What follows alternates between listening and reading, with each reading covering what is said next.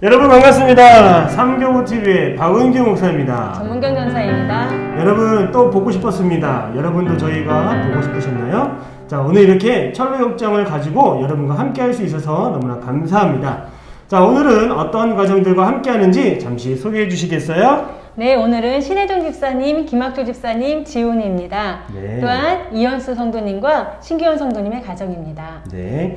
오늘은 우리 크리스찬 주인공이 허영의 도시에 들어가게 됩니다. 자, 어떤 느낌이 좀 오시나요? 자, 허영이란 자기 분수에 맞지 않고 겉모습만 번지르하고 또 필요 이상의 것에 관심을 기울이며 살아가는 사람들을 말하고 있죠.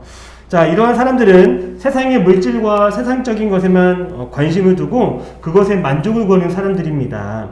우리가 신앙생활 할 때에도 깊은 하나님의 영적인 체험보다는 눈으로 보여지는 아름답고 좋아 보이는 것에만 관심을 두고 살아오지 않았는지 우리 한번 우리의 신앙을 되돌아보면 좋을 것 같은데요.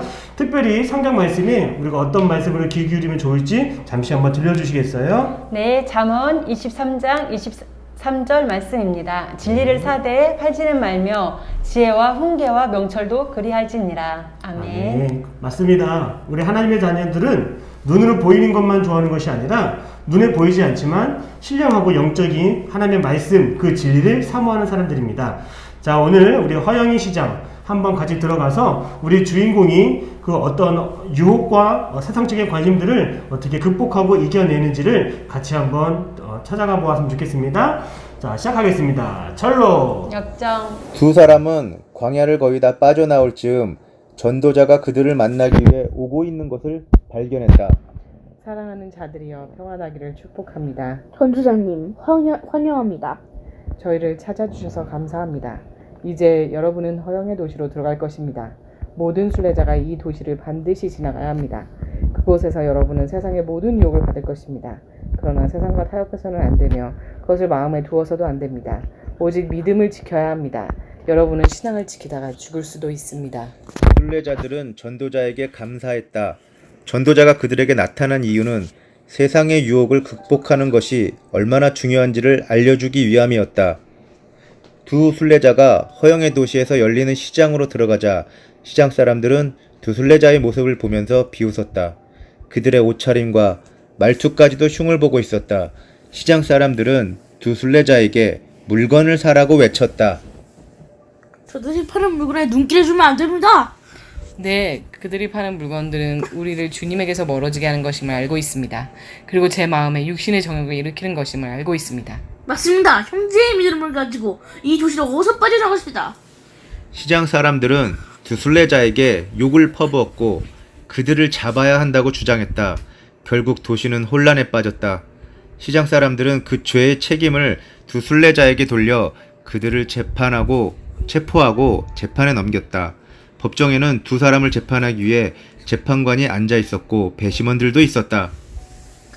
두 사람은 이 도시에 혼란에 빠뜨렸다는 너의 죄를 인정하느냐? 우리는 이 도시에서 어떠한 잘못도 하지 않았어.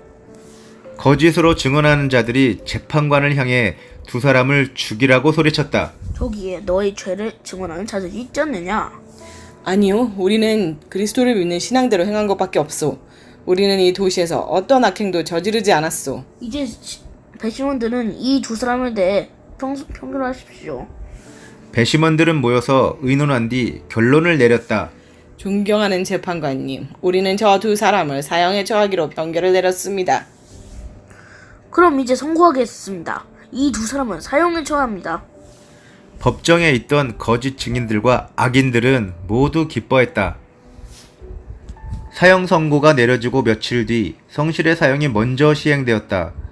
도시 사람들은 시청 앞 광장에서 성실을 칼로 찌르고 그에게 돌을 던졌다. 그리고 마지막으로 화형에 처했다.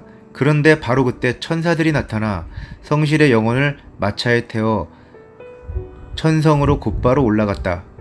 크리스천은 사형 집행을 기다리는 동안 하나님이 악인들의 마음을 누그러뜨리셔서 탈출에 성공할 수 있었다.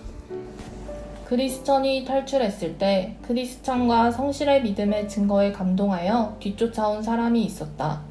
그의 이름은 소망이었다. 형제여, 같이 갑시다. 누구시죠? 저는 소망이라는 사람입니다. 저는 크리스천 씨와 성실 씨의 증거를 통해서 믿음을 갖게 되었습니다. 이제 저도 천성을 향해 가고자 합니다. 동행했으면 합니다. 오, 하나님의 구속의 은총이 형제에게 임했군요. 이제 우리는 형제입니다. 그러니 순례의 길을 같이 갑시다. 두 사람은 형제의 언약을 맺었다. 그들은 이제 수많은 거짓 신앙 고백자들을 만나게 되었고 유혹을 받을 것이다. 그럼 그들 앞에 두 마음이라는 사람과 그의 친구들이 나타났다. 당신은 종교를 이용해서 이익을 얻고자 하는 두 마음이라는 사람 아닙니까? 이름은 맞지만 당신의 말은 틀렸소. 나는 세상의 지혜를 이용해서 마땅한 이익을 추구하는 것이요. 당신 친구들의 이름은 세상사랑, 돈사랑, 수잔도 아닙니까? 맞소. 그런데 내 친구들 역시 지혜가 충만한 자들이요. 당신들은 종교의 탈을 쓰고 세상의 이득을 얻고자 하는 자들입니다. 당신들은 세상 물질을 얻기 위해 신앙의 모습을 하고 있습니다. 그것은 거짓 신앙입니다. 두 마음과 그의 친구들은 두 순례자의 말에 전혀 신경 쓰지 않고 자기들의 갈 길을 갔다. 크리스찬과 소망은 다시 길을 나아갔다. 그런데 대마라는 사람이 나타나서 그들에게 소리쳤다. 이리로 와서 은을 캐가시오. 우리 가봅시다. 안 됩니다. 저자는 우리를 속이는 자입니다. 저자의 말을 따라 그곳에 가면 큰 위험을 만나 죽을 수도 있습니다. 절대 위험하지 않아요. 저자의 이름은 대마입니다. 한때 신앙이 있는 것처럼 보였지만 세상을 사랑하여 자신의 신앙 고백에서 떠난 자입니다. 속아서는 안 됩니다. 크리스천의 도움으로 소망은 더 이상 유혹에 흔들리지 않고 그곳을 안전하게 빠져나올 수 있었다.